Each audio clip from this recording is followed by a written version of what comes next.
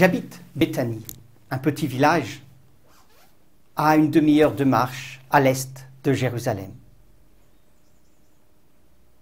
C'est sur le chemin qui descend vers Jéricho. Près de Béthanie se trouve le jardin des Oliviers, ce beau jardin dans lequel Jésus aimait tant venir prier son Père. Et quand il venait, nous avions pris l'habitude de l'accueillir chez nous pour le repas. Je me souviens d'ailleurs d'un de ces repas où il m'a fait une belle leçon. J'étais affairé aux multiples tâches du service et ma sœur Marie était là à ses pieds en train de l'écouter. Alors, je me suis adressé à lui.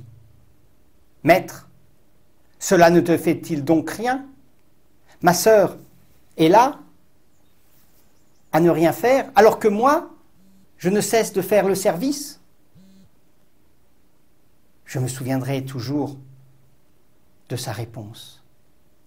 « Marthe, Marthe, tu t'affaires pour bien des choses.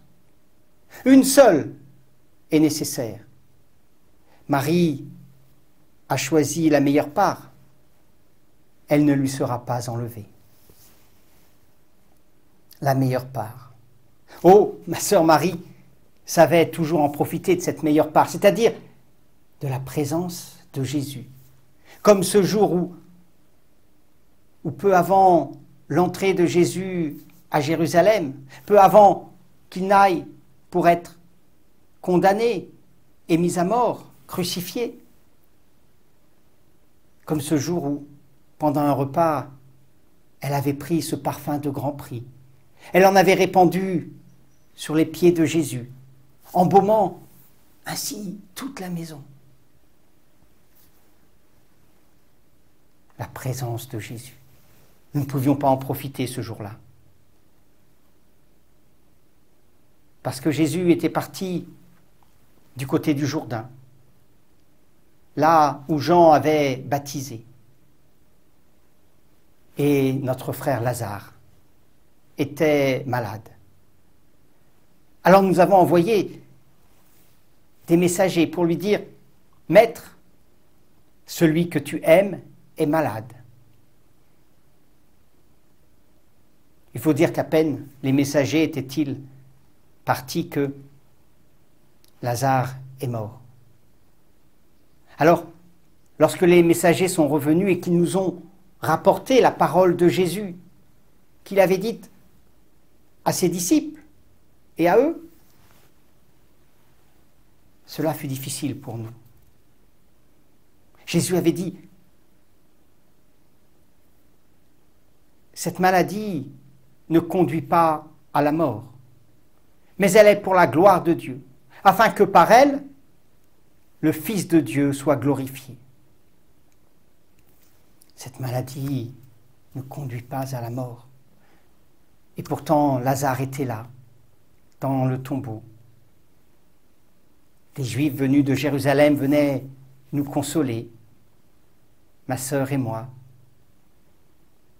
Et j'avoue que les 2 jours qui ont suivi le retour des messagers ont été interminables.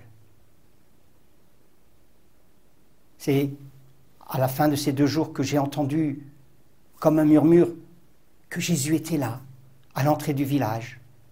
Alors je suis sorti discrètement et je suis allé le trouver. « Maître,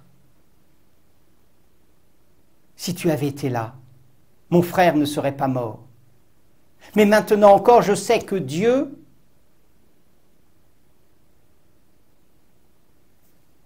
t'exaucera. »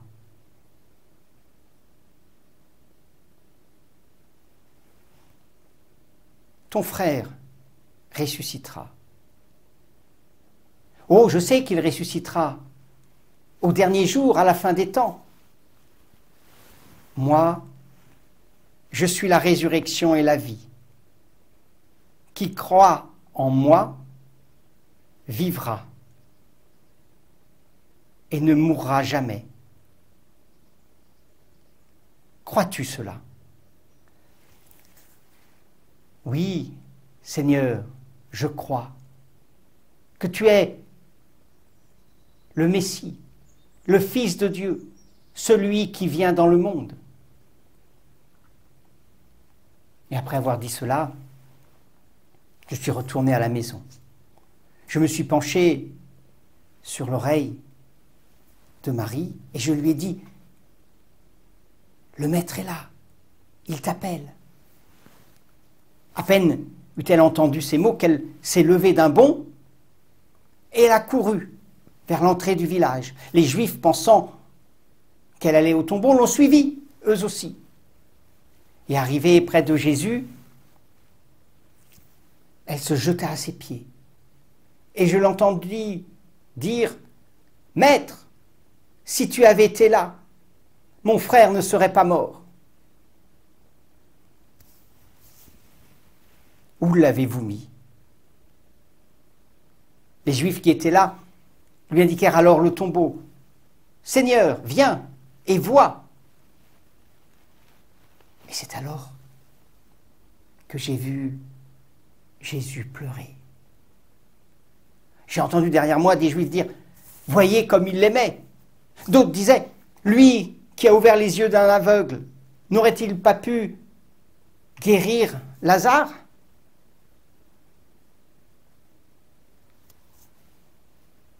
Moi, je me demandais pourquoi Jésus pleurait. Il savait ce qui allait advenir. Pleurait-il mon frère? Pleurait-il en pensant au tombeau sur le moment où lui allait mourir et être abandonné de beaucoup?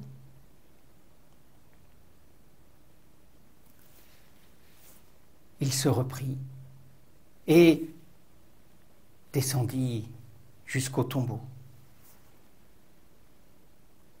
Quand il arriva, il demanda « Roulez la pierre !»« Mais maître, il est mort. Il sent déjà. Voilà 4 jours qu'il est au tombeau. » « Marthe, ne te l'ai-je pas dit? Si tu crois, tu verras la gloire de Dieu. »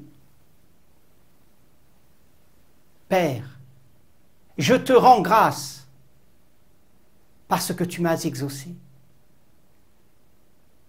et que tu m'exauces toujours. Mais si j'ai parlé, ce n'est pas pour moi, c'est pour ceux qui sont là, afin qu'ils croient que tu m'as envoyé.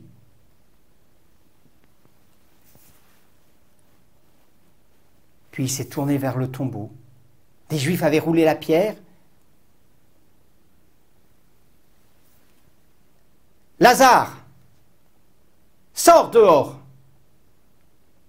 Nous nous sommes tous tournés vers le tombeau, vers l'entrée du tombeau, et nous avons vu mon frère, notre frère, sortir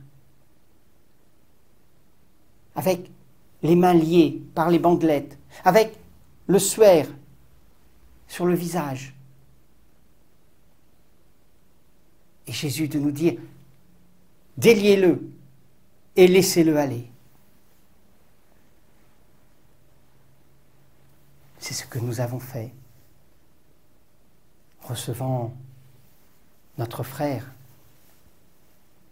du tombeau et beaucoup de Juifs qui étaient venus